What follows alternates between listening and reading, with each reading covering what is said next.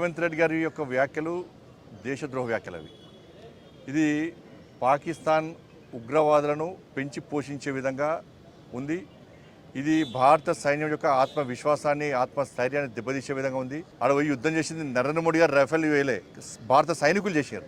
భారత సైన్యం మీద మీకు నమ్మకం విశ్వాసం లేదా? ఆర్మీ చీఫ్ మీద మీకు నమ్మకం విశ్వాసం లేదా? ఎవరు మీకు విశ్వాసం లేదు? మీకు ఇందిరాగాంధీ అంటున్నారు. అరే 2016లో ఉరిలో నరేంద్ర మోడీ ప్రభుత్వం వచ్చినాక 2016లో వాళ్ళు ఒక్కసారి దాడి చేస్తే చోరబడి ప్రతి దాడి చేసినటువంటి ప్రభుత్వం నరేంద్ర మోడీ ప్రభుత్వం. 2019లో 40 మంది భారత సైన్యాన్ని ఆత్మాహుతి దాడి చేస్తే పుల్వామాలో వెంటనే పాకిస్తాన్లో చోరబడి సర్జికల్ స్ట్రైక్ చేసిన ప్రభుత్వం నరేంద్ర మోడీ ప్రభుత్వం. ఇవాళ అమెరికా లాంటి దేశము ట్విన్ టవర్స్ మీద Osama bin Laden twin towers ధ్వంసం చేస్తే 3000 మంది చచ్చిపోయారు, 6000 మంది గాయాలపాలయ్యారు. కానీ అగ్రరాజ్యం అని చెప్పుకునే అమెరికాకు ఒసామా బిన్ లాడెన్ను మట్టుపెట్టడానికి 11 సంవత్సరాలు పట్టింది. 11 సంవత్సరాలు అగ్రరాజ్యానికి. కానీ పెహల్గాం సంఘటన జరిగిన 15 రోజుల పాట 9 ఉగ్రవాద శిబిరాలను ధ్వంసం చేసినటువంటి సైన్యం భారత సైన్యం. అటువంటి ప్రభుత్వం నరేంద్ర మోడీ ప్రభుత్వం. 11 డిఫెన్స్ బేస్లను ధ్వంసం చేసిన ప్రభుత్వం నరేంద్ర మోడీ ప్రభుత్వం. 100 మంది ఉగ్రవాదులను మట్టుపెట్టే ప్రభుత్వం నరేంద్ర మోడీ ప్రభుత్వం. సామాన్య ప్రజలకు ఇబ్బంది కావద్దని కోరుకుంటాం, అదే పదం కొనసాగిస్తున్నాం. ఇప్పుడు యుద్ధం అయిపోయిందా? ఇప్పుడు అయిపోయింది. ఎవరు అన్నారు? సాక్షాత్ ప్రధానమంత్రి గారు ఇప్పుడు యుద్ధం అయిపోలే. ఉగ్రవాదం అంతరించే వరకు, పాకిస్తాన్ ఉగ్రవాదులను వాళ్ళ దేశం నుంచి పెంచి పోషించకుండా ఉండేంత వరకు ఈ యుద్ధం నిరంతరం కొనసాగుతూ ఉంటుంది. ఆపరేషన్ సింధూర్ ఆగిపోలేదని చెప్పి సాక్షాత్ ప్రధానమంత్రి గారు చెప్పారు. కానీ ఇటువంటి పరిస్థితుల్లో మొన్నటి జెండా పట్టుకొని అంటారు, మోడీ గారు సహకరించడము, ప్రభుత్వం సహకరించమంటారు. మరి ఈ కామెంట్స్ ఏంది? ఇవాళ ఫక్త్ కాంగ్రెస్ పార్టీకి ఎప్పుడు కూడా దేశానికి వ్యతిరేకంగా మాట్లాడమే ఒక ఫ్యాషన్గా మారింది కాంగ్రెస్ పార్టీకి. ఇందిరాగాంధీ అంటారు. ఇందిరాగాంధీ హయాంలో పీఓకేను ఎందుకు స్వాధీనం చేసుకోలేకపోయింది కాంగ్రెస్ పార్టీ ప్రభుత్వం? అప్పుడు ఇలా పీఓకే వల్లనే కదా కాశ్మీర్ అలా అతలకుతలమైంది. ఇవాళ కాశ్మీర్ పండితులు హతమర్చింది పీఓకే వల్లనే కదా. ఏక్ దేశ్ మే దో ప్రధాన్, ఏక్ దేశ్ మే దో విధాన్, ఏక్ దేశ్ మే దో నిషాన్. దీని కారకులు ఎవరు? కాంగ్రెస్ పార్టీ ప్రభుత్వమే. ప్రజలు నవ్వుకున్నారు. అరే ఒక్క దేశంలో 2 ప్రధానులు ఏంది, ఒక్క దేశంలో 2 రాజ్యాంగాలు ఏంది, ఒక్క దేశంలో 2 జెండాలు ఎగరడం ఏంది? దీని కారకులు ఎవరు? Congress party.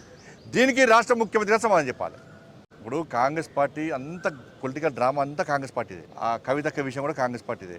Kalvakuntla arts creations ఆధ్వర్యంలో సినిమా నడుస్తుంది తెలంగాణ రాష్ట్రంలో. ఇప్పుడు 3 పత్తా చూసారు చాలా మంది. 3 పత్తా పత్తల ఇప్పుడు 4 పత్తా ఆట నడుస్తుంది తెలంగాణ రాష్ట్రంలో. కల్వకుంట్ల ఆర్ట్స్ క్రియేషన్ ఆధ్వర్యంలో 4 పత్తా ఆట నడుస్తుంది.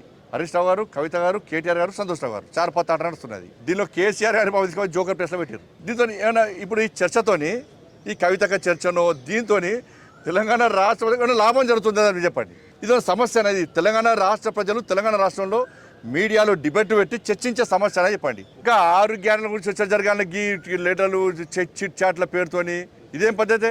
వాళ్ళ బీఆర్ఎస్ పార్టీని మీరు గతంలో మీరు అబ్జర్వ్ చేయండి. బీఆర్ఎస్ పార్టీకి సంబంధించిన శాసనసభ్యులు చాలామంది బీజేపీకి టచ్లోకి వచ్చినప్పుడు బీఆర్ఎస్ పార్టీ ప్రభుత్వం ఆధ్వర్యంలో కేసీఆర్ గారు చేస్తుంటే టక్కన మీటింగ్ పెట్టి మనం బీజేపీతో కలుస్తున్నామే, నాకు కేంద్ర మంత్రి ఇస్తున్నారని చెప్పుకున్నా లేదా? ఒక గదే జిమ్మికలు ఇవన్నీ కూడా. బీఆర్ఎస్ బీజేపీ కలవడం అనేది అసలు బీఆర్ఎస్ మేము ఎందుకు పట్టించుకుంటామన్నా? అది ఫామ్ హౌస్ పార్టీ, కుటుంబ పార్టీ, అవినీతి పార్టీ. కవితక్కను అరెస్ట్ చేయకుండా ఉండాలన్న ఉద్దేశంతో బీఆర్ఎస్ బీజేపీతో కలవడానికి ప్రయత్నం చేసింది. కానీ మేము దరిదాపులో రానియాలి, మేము వాళ్ళని దరిదాపులో రానియాలి బీఆర్ఎస్ పార్టీని. ఈ అవినీతి పార్టీకి అవినీతి వ్యతిరేకం. మేము అవినీతి మచ్చలేకుండా దేశాన్ని పాలిస్తున్నాం. 15 రాష్ట్రాలు 16 రాష్ట్రాలు అవినీతి మచ్చలేని ప్రభుత్వాలను కొనసాగిస్తున్నాం. మేము దాని వ్యతిరేకం. మేము కుటుంబ పాలనకు వ్యతిరేకం. మేము ఈ దేశంలో కాంగ్రెస్ పార్టీ కుటుంబ పాలన వ్యతిరేకంగా ఫైట్ చేస్తున్నాం.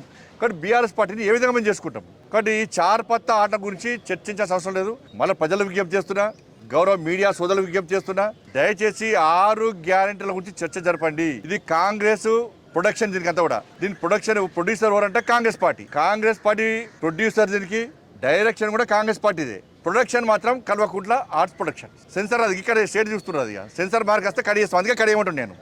అందుకే బంజారీ 4 పత్తా దీంతో ప్రజలకు ఏం లాభం దీంతో అంటున్నాను నేను. అసలే కలుపుకోం. అరే అవినీతి పార్టీ, అది కుటుంబ పార్టీ, ఏ విధంగా కలుపుకుంటాం? ఆ చర్చనే లేదు. మీరు ఒకటే ఆలోచించండి.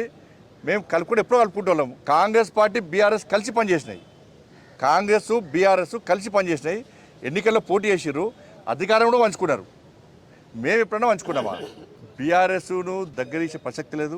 మళ్ళీ చెప్తున్నా, అవినీతి కుటుంబ పార్టీలకు ఎప్పుడు మేము దూరం.